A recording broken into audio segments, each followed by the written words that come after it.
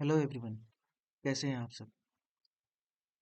आज हम स्टार्ट करेंगे जावा का सेकंड लेक्चर, फीचर्स ऑफ जावा, उसका फर्स्ट पार्ट। क्योंकि हम जावा में देखिए हम सारी चीज़ें बहुत अच्छे तरीके से डिस्कस करेंगे। और जावा में हर एक जब प्रोग्राम अपन लिखना शुरू करेंगे तो हर हर चीज़ का मतलब होता है, सेमी कॉलन का भी मतलब होता है, कर्ली ब्रेसेस का भी मतलब होता है। तो जावा में मतलब हमें इस तरीके से पढ़ना है कि हर चीज़ क्रिस्टल क्रिस्टल क्लियर। और जावा एक ऐसा सब्जेक्ट है हमारे कॉम्पिटिटिव एग्जाम के लिए कि ये हमें म- मतलब सबसे ज़्यादा स्कोरिंग सब्जेक्ट ये है जावा। क्योंकि अगर हमने ढंग से कर लिया तो इसके क्वेश्चन के गलत होने के चांसेस बहुत कम है। और हम अच्छा से अच्छा स्कोर इसमें कर सकते हैं। तो आज हम स्टार्ट करेंगे फीचर्स ऑफ जावा। उससे पहले मेरी एक रिक्वेस्ट है कि देखिए वीडियोस बनाने में काफ़ी मेहनत लग रही है। तो मैं ये कहना चाहूँगा कि प्लीज़ आप मेरा चैनल जो है वो सब्सक्राइब करिए, लाइक शेयर करिए। और मैं बार बार ये बात नहीं बोलना चाहूँगा हर वीडियो में, जैसे कि लोग बाग बोलते रहते हैं कि लाइक करिए और गिड़गिड़ाते रहते हैं, कमेंट करिए, सब्सक्राइब करिए। वो सब मैं नहीं बोलना चाहूँगा। अगर आपको जेन्युइनली मेरा कंटेंट पसंद आए, अगर आपको लगे कि ये हेल्पफुल है आपके कॉम्पिटिटिव एग्जाम में, या आपके किसी भी नॉलेज, किसी भी तरह की नॉलेज गेन करने में, आईटी सेक्टर में अगर मेरे वीडियोस आपको अच्छे लग रहे हैं, आपको नॉलेज प्रोवाइड कर रहे हैं, और तभी आप इसको लाइक कीजिए और मेरा चैनल सब्सक्राइब कीजिए। अदरवाइज मतलब इसकी ज़रूरत नहीं है कि आप मतलब ज़बरदस्ती नहीं है कि कोई आप करो ही। लेकिन अगर आपको लग रहा है कि नहीं आ रहे हैं आपके काम में नहीं आ रहे मेरे वीडियोस, इससे नॉलेज आपका बूस्ट नहीं हो रहा है, या आपके जो मेरा कंटेंट जो है वो क्वालिटी कंटेंट आपको नहीं लग रहा है, मैं सारा ओरिजिनल कंटेंट बना रहा हूँ, मेरा खुद का कंटेंट है, हैंड रिटन नोट्स हैं मेरे, उनसे लेके मैं बना रहा हूँ। तो अगर आपको फिर भी लग रहा है कि ये जो है ये यूज़फुल नहीं है हमारे लिए, तो प्लीज़ आप कमेंट में ये ज़रूर बताइए कि आपको कहाँ लग रहा है, मतलब मैं क्या इसमें सुधार कर सकता हूँ, मैं और सुधार करूँगा। ठीक है, चलिए अब बिना टाइम वेस्ट किए हम स्टार्ट करते हैं। Features of Java. Java is a purely object oriented high level programming language. Programming languages दो तरह की होती हैं, हाई लेवल और लो लेवल, आपको बताइए। सी, सी प्लस प्लस, जावा, ये सब हाई लेवल प्रोग्रामिंग लैंग्वेजेस हैं। पिछले लेक्चर में हमने पढ़ ही लिया था, James Gosling is known as the father of Java. और जावा डेवलप कब हुई थी, डेवलप किसने किया था जावा को? सन माइक्रोसिस्टम ने 1995 में डेवलप किया था। लेकिन उसके बाद इसको किसने टेक ओवर कर लिया? ओरेकल ने कर लिया। इसको किसने टेक ओवर कर लिया? ओरेकल ने टेक ओवर ओरेकल ने टेक ओवर कर लिया। मैंने जब जावा सर्टिफिकेशन किया था तो ओरेकल आ चुका था, मतलब वो सर्टिफिकेशन ओसीजेपी बन गया था, ओरेकल सर्टिफाइड जावा प्रोग्रामर। और मैंने किया था शायद, मैंने 2013 या 14 में किया था। इसका मतलब उससे पहले ही इसने, ओरेकल ने सन माइक्रोसिस्टम को टेक ओवर कर लिया। ओके, ये देखिए ये है फीचर्स ऑफ जावा। मैं इसको थोड़ा सा हम जूम करके आपको दिखा देता हूँ। ये है features of Java. Object oriented, simple, secured, platform independent, robust, portable, architecture neutral, dynamic, interpreted, high performance, multi threaded, distributed. इनको वन बाय वन अपन डिस्कस करेंगे। सबसे पहले आता है simple. Java is very easy to learn, मतलब simple है Java, बहुत ही सिंपल लैंग्वेज है। क्यों है सिंपल लैंग्वेज? क्योंकि जावा का जो कोड जो लिखा जाता है ना, वो सिंपल इंग्लिश में लिखा जाता है। और सी सी प्लस प्लस से बहुत रिजेंबल करता है, रिजेंबल करने का इन द सेंस वो मिलता जुलता सा कोड है सी सी प्लस प्लस से। तो जिनको सी सी प्लस प्लस आता है वो आसानी से जावा सीख सकते हैं। लेकिन ये ज़रूरी नहीं है कि जावा सीखने के लिए सी सी प्लस प्लस आए ही। ठीक है, जैसे अ, जैसे आपको साइकिल चलानी आती है, तो आप मोटरसाइकिल या बाइक आसानी से सीख सकते हैं। लेकिन ज़रूरी नहीं है कि आपको ये दोनों आए तभी आप कार चलाना सीख सकते हैं। कार चलाना आप डायरेक्ट भी सीख सकते हैं। तो वही बात जावा में। लेकिन जावा क्या है कि इसका कोड जो है वो सिंपल इंग्लिश में लिखा हुआ होता है, और सिंटैक्स जो है वो सिंपल इंग्लिश में होता है, तो इसलिए बहुत ही इजी टू अंडरस्टैंड होता है। अच्छा, और जावा को सिंपल क्यों बोल सकते हैं? क्योंकि जावा में क्या होता है कि सी सी प्लस प्लस की तरह पॉइंटर्स का कंसेप्ट नहीं होता है, ऑपरेटर ओवरलोडिंग नहीं होता है, मल्टीपल इनहेरिटेंस इनहेरिटेंस नहीं होता है। पॉइंटर्स आपने पढ़े होंगे, और नहीं भी पढ़े होंगे तो आप थोड़ा सा सर्च करिए, आप पढ़ लेंगे आराम से। उसमें पॉइंटर्स, ऑपरेटर ओवरलोडिंग और मल्टीपल इनहेरिटेंस, ये तीनों चीज़ें जावा में नहीं होती हैं। ये सी सी प्लस प्लस में होती हैं, लेकिन जावा में नहीं होती हैं। इस वजह से सिंपल है, क्योंकि पॉइंटर क्या है, बहुत ही कॉम्प्लेक्स होते हैं। कॉम्प्लेक्स इन द सेंस बहुत कंफ्यूजिंग से होते हैं पॉइंटर्स। और ऑपरेटर ओवरलोडिंग में एक ही ऑपरेटर को अलग अलग तरीके से काम में लिया जाता है, तो वो चीज़ भी नहीं है। मल्टीपल इनहेरिटेंस में भी ये खतरा रहता है कि मतलब कॉम्प्लेक्सिटी बढ़ाते हैं वो प्रोग्राम की, तो वो भी जावा में नहीं होती। इन तीनों चीज़ों को जावा अवॉइड करता है। ठीक है। अब सी सी प्लस प्लस में ये नहीं होता है कि अगर आप उसमें देखिए मेलॉक और एलॉक फंक्शंस होते हैं मेमोरी को अलोकेट करने के लिए और फ्री करने के लिए, लेकिन जावा में ऐसा कुछ नहीं है। जावा में अगर कोई जावा में सारा काम पहली बात ऑब्जेक्ट्स में होता है। अगर ऑब्जेक्ट्स, हम कोई ऑब्जेक्ट को बना के भूल गए हैं, तो जावा में एक कंसेप्ट होता है गार्बेज कलेक्टर। वो क्या करता है, गार्बेज कलेक्टर अपने आप डेड ऑब्जेक्ट्स को कलेक्ट कर लेता है और मेमोरी फ्री कर देता है। तो जावा में हमें ये भी टेंशन लेने की जरूरत नहीं है कि मेमोरी के साथ हमें कैसे काम करना है। मेमोरी एलोकेशन, मेमोरी फ्री जो होती है वो अपने आप होती है, ऑटोमेटिकली होती है। अच्छा, अब सेकंड फीचर जो जावा का है वो है ऑब्जेक्ट ओरिएंटेड। देखिए, जावा को हम जितना ढंग से पढ़ेंगे ना, उतना ही इजी रहेगा हमें क्वेश्चंस करना। तो जावा का हर एक वर्ड जो है वो हमें समझ में आना चाहिए कि इसका मतलब क्या है। अच्छा, अब देखिए, ऑब्जेक्ट ओरिएंटेड, जावा जो है वो purely object oriented programming language है, जबकि C plus plus purely object oriented programming language नहीं है। क्यों नहीं है? क्योंकि जावा में अगर हमें सिंपल हेलो भी टाइप करना है, तो वो किसी न किसी क्लास में ही करना पड़ेगा। जावा में विदाउट क्लास हम कुछ भी नहीं कर सकते। जावा में विदाउट क्लास हम कुछ भी नहीं कर सकते। हमें एटलीस्ट एक क्लास तो चाहिए ही चाहिए जावा में। जबकि सी प्लस प्लस में हम पूरा सी का प्रोग्राम रन करा सकते हैं विदाउट एनी क्लास। होता है कि नहीं होता है? अच्छा, जावा में हर जो everything in the Java is an object. Java में हर चीज ऑब्जेक्ट के रूप में होती है। ठीक है। और बाकी सारे जितने भी फीचर्स हैं ऊप्स की, ऑब्जेक्ट ओरिएंटेड प्रोग्रामिंग के, वो सभी जावा कवर करती है। जैसे क्लासेस हो गया, ऑब्जेक्ट हो गया, पॉलीमॉर्फिज्म, इनहेरिटेंस, एनकैप्सुलेशन, एब्स्ट्रैक्शन, और बहुत सारे हम पढ़ेंगे। अभी सिर्फ अपन इंट्रो ले रहे हैं इनके, इसकी फीचर्स का, इसलिए बाकी हम सबको डिटेल में पढ़ेंगे, वन बाय वन पढ़ेंगे। तो ये हो गया ऑब्जेक्ट ओरिएंटेड। जावा ऑब्जेक्ट ओरिएंटेड क्यों है और प्योरली ऑब्जेक्ट ओरिएंटेड क्यों है। अब ये वाला थर्ड पॉइंट जो है ना, ये आपको थोड़ा सा ध्यान से समझना पड़ेगा कि जावा क्या है, पोर्टेबल है और प्लेटफॉर्म इंडिपेंडेंट। जावा पोर्टेबल है और प्लेटफॉर्म इंडिपेंडेंट। पोर्टेबल का मतलब क्या होता है? पोर्टेबल का मतलब होता है एक जगह से दूसरी जगह पे हम किसी चीज को आसानी से लेके जा सकें, वो होता है पोर्टेबल। जैसे कि पोर्टेबल सिस्टम कौन सा होता है? पोर्टेबल सिस्टम होता है लैपटॉप। लैपटॉप को हम एक स्थान से दूसरे स्थान पर आसानी से लेके जा सकते हैं, लेकिन डेस्कटॉप को नहीं लेके जा सकते। तो पोर्टेबल का मीनिंग तो आपको समझ में आ गया होगा। अब जावा पोर्टेबल कैसे? जावा को कोई लेके थोड़ी ना जाना होता है एक साथ, एक जगह से दूसरी जगह। इसमें क्या होता है, एक बाइट कोड होता है। बाइट कोड क्या होता है? जावा की फाइल को जब कंपाइल किया जाता है, डॉट जावा फाइल को जब कंपाइल किया जाता है, तो एक जनरेट होता है, एक डॉट क्लास फाइल जनरेट होती है जिसमें कि बाइट कोड्स होते हैं। उस फाइल में पूरे बाइट कोड्स होते हैं। ठीक है। ये देखिए, मैंने समझाया हुआ भी है नीचे। इसमें एक्चुअली क्या है कि यहाँ पे जो है ना, ये ये इस तरीके से ये लाइन है ऐसे, ये लाइन से मतलब जावा सोर्स कोड है, वो जावा कंपाइलर के थ्रू किसमें कन्वर्ट हो गया, डेमो क्लास में। मतलब जावा ऑब्जेक्ट कोड में कन्वर्ट हो गया। फिर ये और ये दोनों। अब देखिए, यहाँ देखते हैं अपन, एक है Java source code. Java source code, source code का मतलब जावा की कोई फाइल है। जावा सोर्स कोड का मतलब हो गया जावा की कोई फाइल है। जावा की फाइल को हम डॉट जावा से ही सेव करते हैं, ये भी पता है। डेमो डॉट जावा से हमने एक जावा की फाइल बनाई, उसको जावा कंपाइलर ने रन कराया।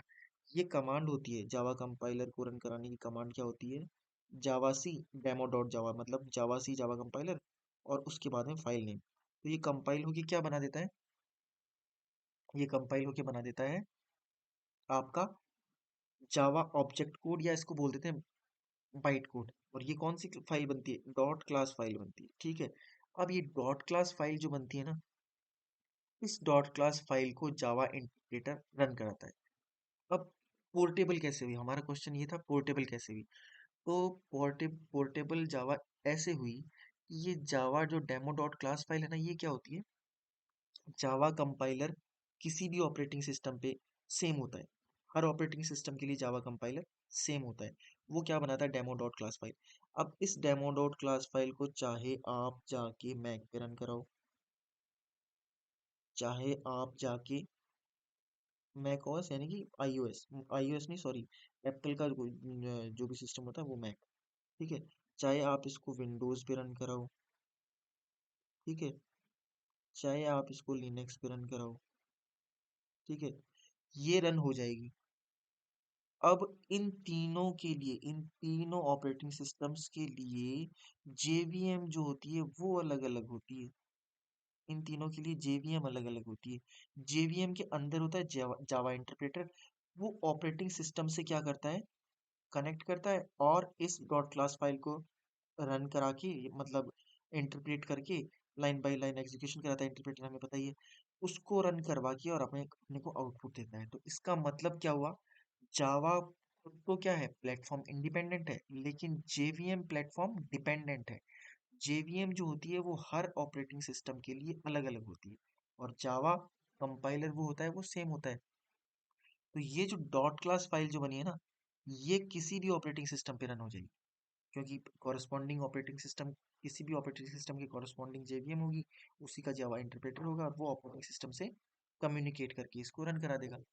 हर ऑपरेटिंग सिस्टम के पास अलग अलग फंक्शन होगा, जिसको हर स्पेसिफिक जेवीएम कॉल कर लेगा। अच्छा, समझ में आ गया।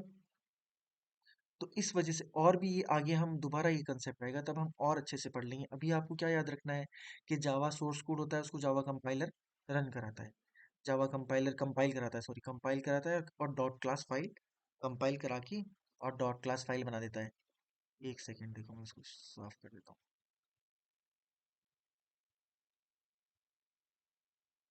जावा सोर्स कोड को जावा कंपाइलर कंपाइल करा के डॉट क्लास फाइल में बना बदल देता है, और ये डॉट क्लास फाइल किसी भी, और इसी डॉट क्लास फाइल में ही क्या होते हैं, बाइट कोड्स होते हैं, उसी को बाइट कोड बोलते हैं।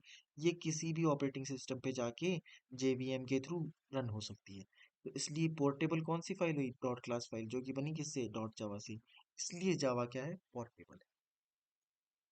आई थिंक अब क्लियर होगा। फिर भी अगर क्लियर नहीं हो तो आप कमेंट में बोल सकते हैं, मैं आपको एक्सप्लेन कर दूंगा दोबारा से।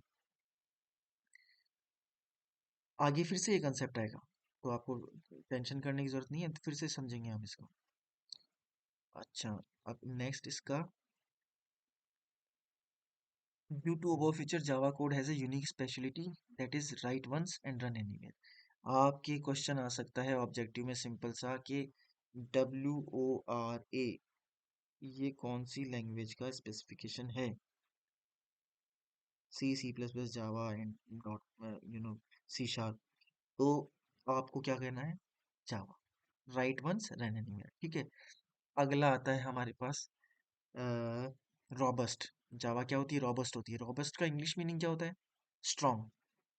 तो जावा स्ट्रॉन्ग क्यों है, जावा पहली बात तो प्योरली ऑब्जेक्ट ओरिएंटेड लैंग्वेज है, इसलिए स्ट्रॉन्ग है। अच्छा जी, a programming language is said to be robust if it can handle majority of issues before time of execution। अच्छा, इसका मतलब क्या हुआ, इसका मतलब ये हुआ कि एग्जीक्यूशन से पहले ही, मतलब at the time of compilation, अगर कोई प्रोग्रामिंग लैंग्वेज अपने सारे कम्प्लेक्सिटीज हैंडल कर लेती है तो वो क्या कहलाएगी, रॉबस्ट कहलाएगी, है ना। तो जैसा कि हमने पहले देखा था कि जावा कंपाइलर जो है वो कंपाइल कराता है जावा के प्रोग्राम को, और डॉट क्लास फाइल बना देता है। तो जिस टाइम डॉट क्लास फाइल बन रही होती है, मतलब कंपाइलेशन की time he, Java almost majority of issues को सॉल्व कर लेती है, ठीक है। इस वजह से इसको रॉबस्ट बोलते हैं। अब वो इश्यूज कौन कौन से हैं, जैसे कि किस कारण से ऐसा होता है, ये Java is robust due to the following reasons, मतलब इन सब रीजंस की वजह से जावा रॉबस्ट है। मतलब वो इश्यूज कैसे सॉल्व कर लेती है, जावा स्ट्रांगली टाइप्ड है Java. Java is a strongly typed language. मतलब क्या हुआ स्ट्रांगली टाइप्ड का, स्ट्रांगली टाइप्ड का मतलब ये हुआ कि जावा जो है, उसमें मान लीजिए आपने एक वेरिएबल डिफाइन किया, इंटीजर ए, और इसमें आपने वैल्यू डाल दी 3.14। तो ये वेरिएबल तो है इंटीजर, वैल्यू डाल रहे हैं अपन फ्लोट, ठीक है, तो ये क्या करेगा, यहीं पे एरर आ जाएगा, यहीं पे क्या आ जाएगा, एरर आ जाएगा। एक बात, अगर दूसरी बात मान लीजिए इंटीजर ए और float B is equal to, यहाँ पे इंटीजर ए में कोई वैल्यू नहीं है, फ्लोट बी, फ्लोट बी में अगर वैल्यू आपने डाल दी 2.0, ठीक है, 2.0 डाल दी, तो वैसे तो ये इंटीजर वैल्यू है, लेकिन अगर इसको अगर अपन यहाँ असाइन कर देंगे ए इज असाइन टू बी, तो वैसे तो ये इंटीजर है, लेकिन ये फ्लोट वेरिएबल में डाली हुई वैल्यू है, इस वजह से ये जो है ये क्या हो गई, नैरोइंग, नैरोइंग का कंसेप्ट भी आ गया है। अभी आप सिर्फ मोटा मोटा समझ लीजिए कि ये क्या हो रहा है, एक बड़े डेटा टाइप वाली वैल्यू को छोटे डेटा टाइप वाली वैल्यू में डाल रहा है, ठीक है, फ्लोट को इंट में डाल रहा है, तो ये चीज जावा में पॉसिबल नहीं है, जावा इसको अलाउ ही नहीं करता, मतलब जावा स्ट्रिक्टली अलाउ इसको नहीं करता, क्योंकि जावा क्या है, स्ट्रांगली टाइप्ड मतलब जावा में स्ट्रिक्टली ऐसी बनाया हुआ है जावा को कि इसमें जो है नैरोइंग अलाउ नहीं होती, नैरोइंग मतलब बड़े डेटा टाइप की वैल्यू को छोटे डेटा टाइप की वैल्यू में नहीं डाल सकते, जैसे कि यहाँ पे हो रहा है, या यहाँ पे ऐसा भी हो रहा है, तो ये भी नहीं हो सकता, है तो ये इंटीजर वैल्यू, दिखने में तो इंटीजर लग रही है, लेकिन फ्लोट में डाल दी इसलिए फ्लोट है ये, तो ये भी अलाउ नहीं है, तो ये इश्यूज अब पहले ही सॉल्व हो जाएगा कंपाइल टाइम पे, इसलिए ये क्या क्या जावा क्या है, रॉबस्ट है। अच्छा, दूसरा है कि मेमोरी मैनेजमेंट, जो कि मैंने अभी बताया था थोड़ी देर पहले, कि मेमोरी मैनेजमेंट जो है गार्बेज कलेक्टिंग मेमोरी मैनेजमेंट कर लेता है, हमें मेमोरी फ्री करने के लिए एलॉक मैलॉक उन सब फंक्शंस का जैसे सी प्लस प्लस में जरूरत होती थी, वैसे फंक्शंस का जरूरत नहीं पड़ता है। पॉइंटर्स, पॉइंटर्स को अवॉइड करती है जावा।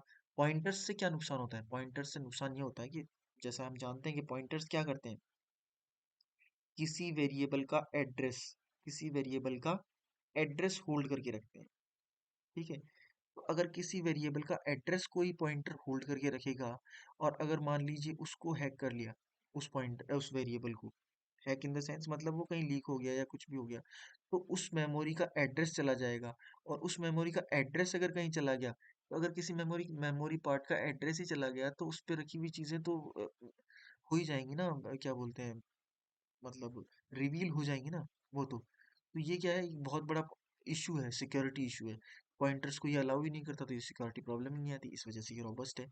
एक्सेप्शन हैंडलिंग करता है, जावा क्या करता है, एक्सेप्शन हैंडलिंग करता है। एक्सेप्शन हैंडलिंग क्या होती है, ये एक्सेप्शन हैंडलिंग का अपने पूरा टॉपिक है, अच्छे से प्रोग्राम्स के थ्रू अपन समझेंगे, अभी आपको सिर्फ एक्सेप्शन हैंडलिंग में इतना ही समझना है, क्या, कि जैसे किसी फाइल को लोड करवाना है अपने को, और वो फाइल वहां पे है ही नहीं, जैसे मान लीजिए सी ड्राइव से आपको कोई फाइल लोड करवानी है, या डी ड्राइव से आपको कोई फाइल लोड करवानी है, और वो फाइल वहां पे है ही नहीं, तो ये एक तरह से क्या हो गया, अनवांटेड सिचुएशन आ गई, ये एक्सेप्शन आ गया, इसको पहले ही जावा हैंडल कर लेगा, कि अगर बाई चांस जहां से अपन कोई फाइल लोड करवा रहे हैं वो फाइल अगर हमें वहां से नहीं मिली, तो हम क्या करेंगे, एक डिफॉल्ट फाइल बना के रखेंगे पहले से ही, भाई उसको लोड करवा दो आप पहले, ठीक है, इसका मतलब क्या हुआ, ऐसे बहुत सारे एक्सेप्शंस होते हैं, आईयू एक्सेप्शंस होते हैं, थ्रू इनपुट आउटपुट एक्सेप्शंस जिनको बोलते हैं, और भी बहुत सारे एक्सेप्शन हैंडलिंग में अपन पूरा चैप्टर है उसमें पढ़ेंगे, तो वो सारे एक्सेप्शंस हम कंपाइल टाइम पे ही हैंडल कर लेते हैं, और उससे फिर अगर एक्सेप्शन आ भी जाता है, तो वो जो डिफॉल्ट वैल्यू है ना वो ले लेता है, और हमारा प्रोग्राम आसानी से कंपाइल हो जाता है और फिर रन हो जाता है, कोई प्रॉब्लम नहीं आती है। तो जावा के फीचर्स ऑफ जावा में फर्स्ट पार्ट में इतना ही था, और नेक्स्ट पार्ट में जल्दी लेके आऊँगा। उससे पहले मैं आपको एक बात कहना चाहता हूँ कि अ, आप ये मत सोचिए कि मैं इतना स्लो क्यों पढ़ा रहा हूँ, क्योंकि देखिए हमारा एग्ज़ाम है शायद 27 ऑफ अक्टूबर, तो मोर देन 6 मंथ्स हमारे पास हैं, तो मैं पहले क्या करना चाहता हूँ कि सिलेबस कंप्लीट मैं कराऊंगा, तो कंप्लीट ही कराऊंगा, सिलेबस भी कराऊंगा और क्वेश्चन प्रैक्टिस भी करेंगे, प्रीवियस ईयर पेपर भी सॉल्व करेंगे। आपको बस करना क्या है कि यहाँ पे आपको जुड़े रहना है, और रेगुलर वीडियोस देखते रहना है, मैं कंप्लीट कराऊंगा सिलेबस, लेकिन अगर आपको आपका कोई सजेशन हो कि भाई इस तरह से नहीं इस तरह से करवाइए, तो मैं वो भी चेंज करने के लिए तैयार हूँ। बस आपको करना क्या है, अगर आपको मेरे वीडियोस में बार बार नहीं कहूँगा, जैसा कि आपको कह रहा हूँ मैं इस वीडियो में ही बोल रहा हूँ, अगर आपको लगता है कि मेरा कंटेंट इंफॉर्मेटिव है, मेरा कंटेंट कुछ वैल्यू रखता है, आपके लिए कुछ नॉलेज गेन करने के काम आ रहा है, आपकी प्रिपरेशन में हेल्प कर रहा है तो प्लीज़ लाइक शेयर सब्सक्राइब कर दीजिए। Thank you.